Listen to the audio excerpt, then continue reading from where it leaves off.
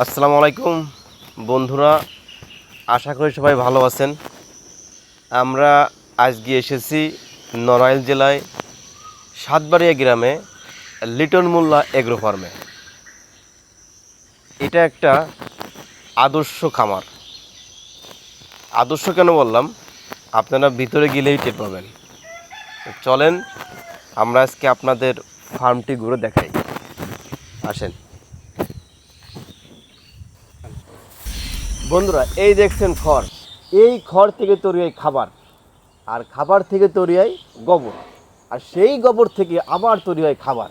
কোন প্রক্রিয়ায় এই খাবারগুলো পর্যায়ক্রমে তৈরি হয় সেই প্রসেসটা আজ আপনাদের দেখাবো, চলেন।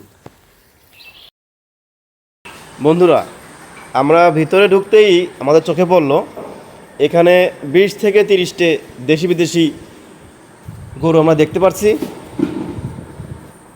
তাই এটা একটা ভালো উদ্যোগ, যে বেকারত্ব কমানোর একটা ভালো পন্থা। আমি বলবো কি, যাদের পয়সা কড়ি আছে, টাকা পয়সা আছে, তারা এরকম ধরনের দেশীয় খামার তৈরি করতে পারেন, যাতে করে দেশের বেকারত্বর হার কমে।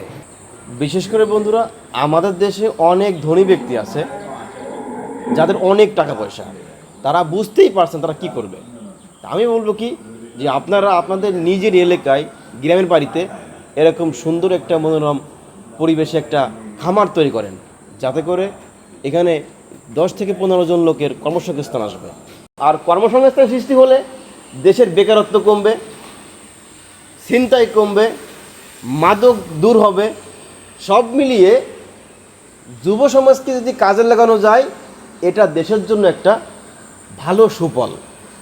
আপনারা অবশ্যই দেখে থাকবেন, বহির্বিশ্বে এই যুবশক্তি যে দেশে যত উন্নত, সেই দেশ তত উন্নত।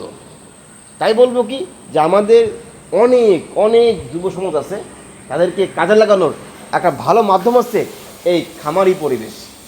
আসেন এই খামারটির আরও কিছু বৈশিষ্ট্য আপনাদের দেখাই। বন্ধুরা, আপনাদের বলছিলাম যে খড় থেকে খাবার, খাবার থেকে গোবর, আবার গোবর থেকে খাবার কীভাবে তৈরি হয় সেই প্রক্রিয়াটা আসেন দেখি। এই যে গোবর দেখছেন, এই গোবরটা এখানে কিন্তু পানি মেরে ধুয়ে দেওয়া হবে, আর ধুয়ে দেওয়ার পরে এই দেখছেন না ড্রেন, এই ড্রেন দিয়ে চলে যাবে কিন্তু পাইপ আকারে অবশিষ্ট, মানে বেঁচে যাওয়া সেপটিক ট্যাঙ্কে। বন্ধুরা, এই দেখছেন, এটা হচ্ছে একটা বায়োগ্যাস প্লান্ট, আর এই বায়োগ্যাস প্লান্টটা এই খামারের অবশিষ্ট গোবর দ্বারা চলে। আসেন কীভাবে চলে দেখাচ্ছি। এই এসে পাইপ, এটার মাধ্যমে কিন্তু গোবরটা এই প্লান্টে যায় যোগ হয়। এই হচ্ছে আমাদের সেই মূল প্লান্ট। এখানে প্রায় 15,000 ইট দ্বারা এই প্লান্টটা কিন্তু তৈরি করা হয়েছে। এটা কিন্তু অনেক জায়গা নিয়ে করা। এর ভিতরে এসে গোবরটা পড়ে, আর পড়লে এইখান থেকে গ্যাস তৈরি হয়, গ্যাস তৈরি এই পাইপ আকারে চলে যায় কিন্তু সেই মূল কেন্দ্রে। আর এই পাশে আসছে আপনার যে বর্জ্য পরিত্যক্ত গোবরটা, এই যে এই ট্যাঙ্কে এসে জমা হয়।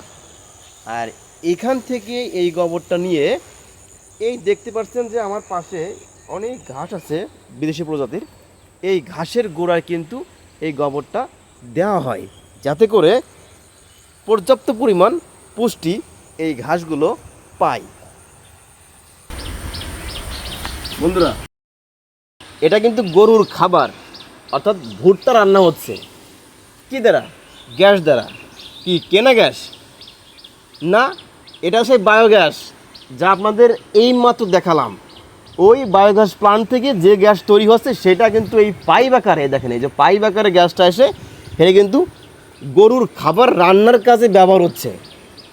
তাহলে এখন বুঝতে পারছেন যে আমি বলছিলাম যে খড় থেকে খাবার, খাবার থেকে গোবর, গোবর থেকে আবার খাবার, এই সেই প্রক্রিয়া, যে গরুর জন্য সে ভুট্টা রান্না হচ্ছে সেই গরুর গোবর দ্বারা তৈরিকৃত গ্যাস দ্বারা। বন্ধুরা, আমরা এখানে এসে জানতে পারলাম যে এখানেই এই গরুর খাবার রান্নার কাজে যে গ্যাস ব্যবহার করা হতো, সেটা 3 থেকে 4 দিন একটা সিলিন্ডার যেত।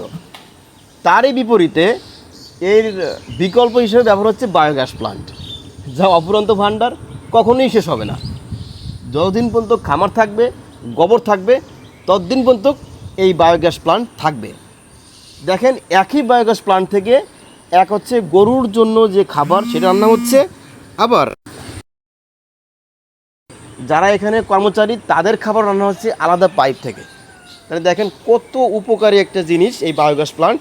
তাই বলবো কি যে যাদের বায়োগ্যাস প্লান্ট করার ক্ষমতা আছে আপনারা বায়োগ্যাস প্লান্ট করে ফেলেন।